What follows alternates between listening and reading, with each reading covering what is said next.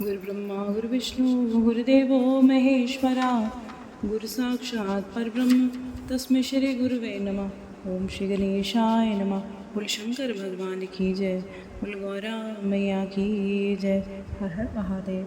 देवताओं के अनुरोध से वैष्णव ब्राह्मण के वेश में शिव जी का हिमान की घर जाना और शिव जी की निंदा करके पार्वती का विवाह उनके साथ ना करने को कहना। ब्रह्मा जी कहते हैं, नारद मैना और हिममान की भगवान शिव के प्रति उच्च कोटि से अनन्य भक्ति देखकर इंद्रादि सारे देवता परस्पर विचार करने लगे, सोचने लगे।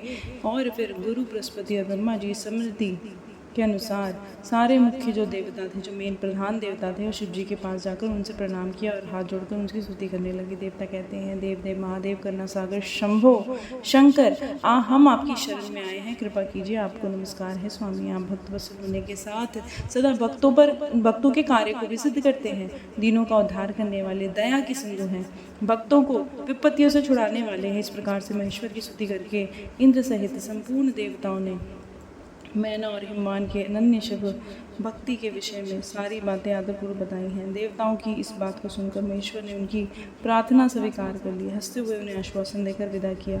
तब सब देवता अपना कार्य सिद्ध हुआ मानकर भगवान सदाशिव की प्रशंसा करते हुए शीघ्र ही अपने घर को लौटकर प्रसन्नतापूर्वक अनुभव करने लगे। भक्तवत्सल महेश्वर भगवान शंभु, जो माया के स्वामी हैं, निर्विकार हैं, चित्त से शैलराज के यहाँ गए। उस समय गिरिराज हिममान सभा भवन में बंधु वर्ग में घिरे हुए पार्वती सहित प्रसन्नतापूर्वक बैठे थे। इसी अवसर पर वहाँ सदाशिव को पदार्पण किया और वह हाथ में दंड छत्र, शरीर पर दिव्य वस्त्र, लाल में उज्ज्वल तिलक और एक हाथ में स्फटिक की माला और गले में शालग्राम धारण किए भक्तिपूर्व हरि नाम का जप कर रहे थे। देखने में साधु वेशधारी ब्राह्मण जान पड़ते थे। उन्हें आया देखकर सपरिवार हिममान उठकर खड़े हो गए। उन्होंने उन अपूर्व अतिथि के देवताओं को भूमंडल पर दंड के समान पढ़कर भक्तिभाव से साष्टांग प्रणाम किया। देवी पार्वती ब्राह्मण रूप धारणी पर में प्राणेश्वर शिव को पहचान गई। उन्होंने भी उनको मस्तक झुकाया और मन में बड़ी प्रसन्नता के साथ उनकी स्तुति की। ब्राह्मण रूपधारी शिव ने उन सबको प्रेमपूर्वक आशीर्वाद दिया, किंतु शिवा को सबसे अधिक मनवांछित शुभ आशीर्वाद प्रदान किए। शैलधिराज हिमवान ने बड़े आदर से उन्हें मधुपर्क दिया और फिर भोजन सामग्री भेंट की और ब्राह्मण ने बड़ी प्रसन्नता के साथ उसको ग्रहण कर लिया। इसके बाद गिरिश्रेष्ठ हिमालय ने उनका कुशल समाचार पूछा और प्रीतिपूर्वक उन द्विजराज की विधिवत पूजा करके शैलराज ने पूछा, आप कौन हैं? तब उन ब्राह्मण शिरोमणि ने गिरिराज से कहा और शीघ्र ही आदर पूर्वक कहा। ब्राह्मण कहते हैं, गिरिश्रेष्ठ, मैं विद्वान वैष्णव ब्राह्मण हूँ और ज्योतिषी की वृत्ति का आश्रय लेकर भूतल पर भ्रमण करता हूँ।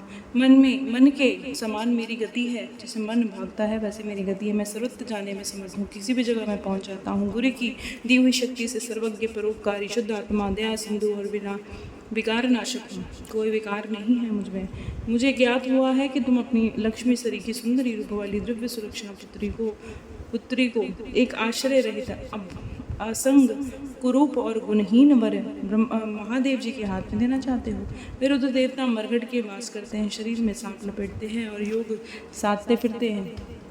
उनके पास रहने के लिए एक वस्त्र भी नहीं, वैसे नंग धड़ंग घूमते हैं। आभूषण की जगह सर्प धारण करते हैं। उनके कुल का नाम आज तक किसी को ज्ञात नहीं हुआ। कुपात्र और कुशील हैं,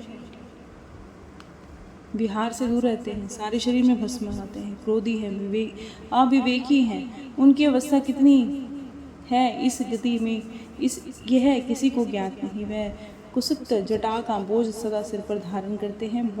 भले बुरे सबको आश्रय देने वाले हैं, कोई भला हो या बुरा हो सबको आश्रय देते हैं। भ्रमणशील है, नाग हारधारी हैं, भिक्षुक है, कुमार्ग परायण है, हठपूर्वक वैदिक धर्म का त्याग करने वाले हैं। ऐसे अयोग्य वर को आप अपनी बेटी देना चाहते हैं? अचल राज, अवश्य ही आपका विचार मंगलदायक नहीं है।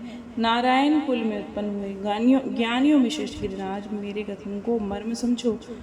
तुमने जिस पात्र को ढूंढा है वह इस योग्य नहीं, उसके हाथ में पार्वती का हाथ दिया जाए। शैलराज, तुम्हें देखो, उनके एक भी भाई बंधु नहीं है।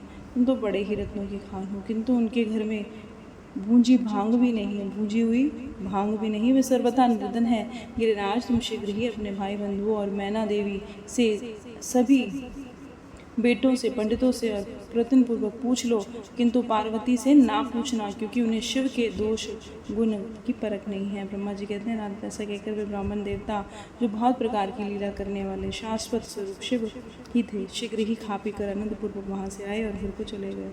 बोले शंकर भगवान की जय, बोल गौरा मैया की जय, हर हर महादेव।